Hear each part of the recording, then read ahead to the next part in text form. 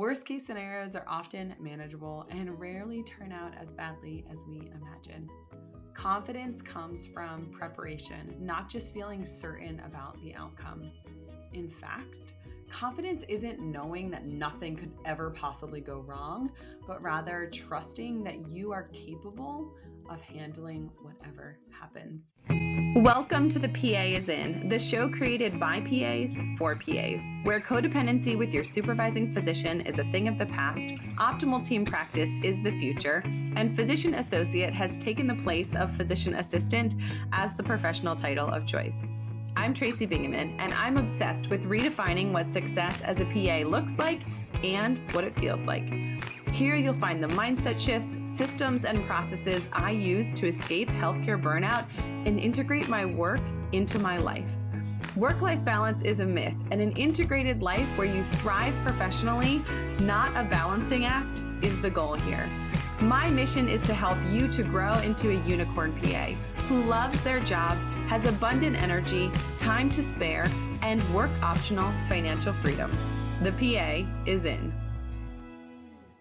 Making a big career shift, like switching employers or specialties, or even moving to a part-time work schedule, comes with excitement. And also with that, in any season of change, in any transition, comes fear. You might be asking yourself questions like, what if I regret this decision? What if my finances don't work out? What if I miss the structure, the status, the purpose of my full-time role? Imagine this. You wake up on a weekday and don't feel rushed. You have time to make breakfast, enjoy coffee, or even just take a moment to breathe. Your schedule is lighter, your energy is higher, and your income still strong. If you're dreaming of working part-time this year, the time to start is now. Here's the problem. You want more flexibility, more time, more balance, and more of you for what actually matters. But you're stuck, unsure how to make the pivot without losing income, costing you benefits, or compromising your career trajectory. That's exactly why I created Pathway to Part-Time, a 6-month coaching program designed to help you confidently transition into part-time hours without sacrificing your career. And great news, I'm extending enrollment until April 8th, the date of our first coaching call. After this, the next cohort won't open until the fall. If you want to be part-time by the time the school year starts, this is your moment. What you get inside the Pathway to Part-Time group coaching program is 6 months of monthly group coaching calls to guide you through every step of this transition to part-time medicine. The exact roadmap to negotiate your part-time role while adding value and decreasing your hours, accountability and support, because you don't have to figure this out alone. Don't wait to start working toward the schedule you deserve. Book a coaching call today and enroll in the Pathway to Part-Time before doors close on April 8th. Link is in the show notes for booking your coaching call to see if it's a good fit, and the link to join us inside of the Pathway to Part-Time group coaching program. Your pivot to part-time starts now. What if being a PA is who I am and I feel lost working part-time? What if it doesn't work out the way that I'm imagining? These doubts are all completely normal, but they shouldn't be the reason that you stay stuck or paralyze you to stay where you are with that schedule that you hate. Today, I'm walking through a mindset exercise to help you move past that fear, to gain clarity, and to make a confident decision regarding your part-time pivot. Fear. It could stand for false evidence appearing real. Have you ever heard that? False evidence appearing real. Typically, our fears are far-fetched and rarely rooted in actual facts. Today's episode is going to unpack the actual evidence, prove it wrong, and help you to overcome it. And if you want help in mapping out your transition, stick around. I'll tell you how to book a one-on-one coaching call with me to work through this together. The link is in the show notes, waiting for you to take action and conquer those doubts. You do not have to do it alone. Okay, let's dive in. First, let's acknowledge something. Fear is a normal part of life. Fear is normal, but it can't be the thing that's driving your decisions. When you're making a change, it is absolutely acceptable or even expected for you to feel fear. It's your brain trying to protect you from the unknown. This is because, there could be a saber-toothed tiger out there and you just never know. But fear isn't always a sign that something is wrong. It's a sign that you're stepping outside of your comfort zone, which is necessary for growth, by the way. Here's the truth: your fears don't predict the future, but they do reveal concerns of yours and also what matters most to you. Have you ever heard that analogy about fear sort of coming along for the ride, but it's not allowed to drive? Imagine you're about to embark on a big, exciting journey. Maybe it's a career change, a tough negotiation, or even just starting something new. As you get in the car to drive towards your goal, fear inevitably pops up. It doesn't even ask for permission, it just slides right into that passenger seat and comes along for the ride. And it's welcome. Fear is welcome to come along for the ride because, let's be honest, it's going to be there whether you like it or not. You can acknowledge it and maybe even say, "Hey, I see you, fear. You're welcome to be here." But here is the key: fear doesn't get to touch the wheel, it doesn't get to navigate, and it doesn't get to decide when you hit the brakes. It can chatter away, warning you about what could go wrong, but it doesn't get a vote in where you turn, where you're going, or how fast you choose to get there. Your job is to keep driving, to keep going despite fear's presence. Over time, you may come to realize that fear was never in charge to begin with. You were the driver all along. That's why today's fear versus reality exercise is going to help you separate that irrational fear from legitimate concerns and decide what to do to address your real concerns and overcome those baseless fears. All right. How about this fear versus reality exercise? So I want you to grab a piece of paper or maybe in your notes app if you have your phone, and let's go through this together. If you're driving, take a note of the timestamp of this podcast episode right now and circle back when you have time to do this exercise and give it your undivided attention. Step 1 is to name the fear. Write down, what is my biggest fear about going part-time? What is my biggest fear about making this job change? Example: I'm afraid I'll regret it and I'll want to go back to full-time and I won't be able to because they will have filled my position.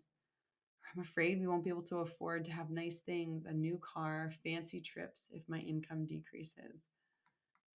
Step 2 is to take that fear that you wrote down in step 1 and have a little reality check. How likely is this? Ask yourself, is this very likely or very unlikely? On a scale of 1 to 10, 10 being it's 100% absolutely positively without a doubt happening, and 1 being there's not a snowball's chance in hell. How realistic is this fear? Has it happened to others? Is it common?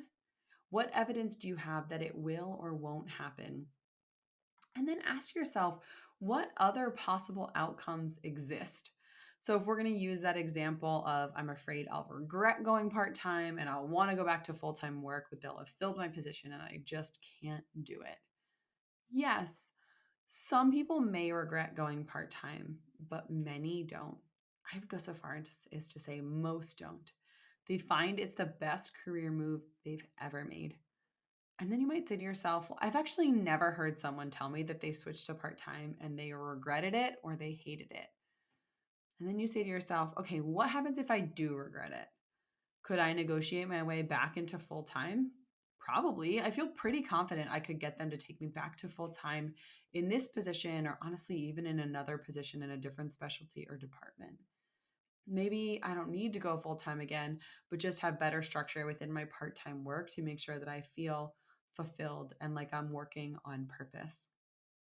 Could you go out and get another job full-time somewhere else? Sure. People do it every single day. Step number 3 is to hold up the worst case and the best case scenario.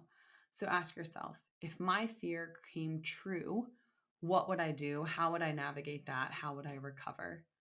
But then I also want you to ask yourself, and this is the really fun part, if everything went way better than expected, what would it look like? So the worst case scenario, like I regret it, we can't afford to live on my income, I need more hours. What could you do? How could you negotiate that or navigate that? I could ask for more shifts. I could pick up per diem work. I could get a second job. I could reapply for a full-time position in a different role in this organization, the same role that I left that they haven't backfilled yet. I could find another position at a different organization that's full-time where I can have better boundaries. So those are all the things that, like, say the worst case scenario happens, like, what can you do? You're not powerless. You are not a victim of your own circumstance. You can make choices that will make changes in those spaces. And the best case scenario, well, that's that you love working part-time, that you make great money, that you never look back or regret it for a single moment, that you're happier, that you have more time, that you're paid well for your value, that you feel like you're showing up well for yourself and your family, and that the option to go full-time is available to you at any time should you wish to pursue it. And nothing is permanent, and change is always up to you. The big realization I want you to have here is the worst case scenario is often fixable and not that bad after all. That there are some things that you can do to help yourself not get in that worst case scenario, but even if it happens, that you have the ability to pivot and to improve things if it does happen. And step 4 is the decision confidence test. Ask yourself, if I made this decision with full confidence, what would I need to believe? And then back into what's one small step today that you can make to move towards that belief and believing that that is true about you and your circumstance. So if the belief is going part-time will give me more time and freedom without sacrificing my family's financial security, the small step might be, I'm going to sit down and I'm going to run the budget numbers again. And I'm going to make a plan for that worst case scenario so I can feel more prepared for those what ifs. So now that you've unpacked some of these fears and gotten some more clarity on these potential regrets, I want you to remember that your fears don't predict the future. Worst case scenarios are often manageable and rarely turn out as badly as we imagine. Confidence comes from preparation, not just feeling certain about the outcome. In fact, confidence isn't knowing that nothing could ever possibly go wrong, but rather trusting that you are capable of handling whatever happens. Making these choices in confidence means that it's not that you know what's going to happen, it's that you know you can handle it, whatever happens. If you've gone through this exercise and you still feel a little nervous or a little uncertain, that's okay. Sometimes what you need is an outside perspective from someone who is not emotionally tied to your burnout, your schedule, your work situation. Let's create a personalized plan for your part-time pivot. Head to the link in the show notes to book a coaching call with me, and we will walk through this together. Also, consider this episode to be your personal invite to join us inside the Pathway to Part-Time group coaching program that is starting the second week of April 2025. That is all for today. This PA is out.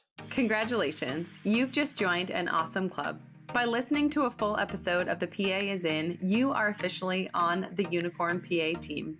Welcome aboard. What most team members do is they subscribe to the podcast because that allows them to automatically get the latest episode of the show. The life of your dreams exists on the other side of taking action. Keep making small shifts and keep getting better. Your life will improve, your career will soar, and you will have the confidence you need to create your own success. I will see you in the next episode. This PA is out.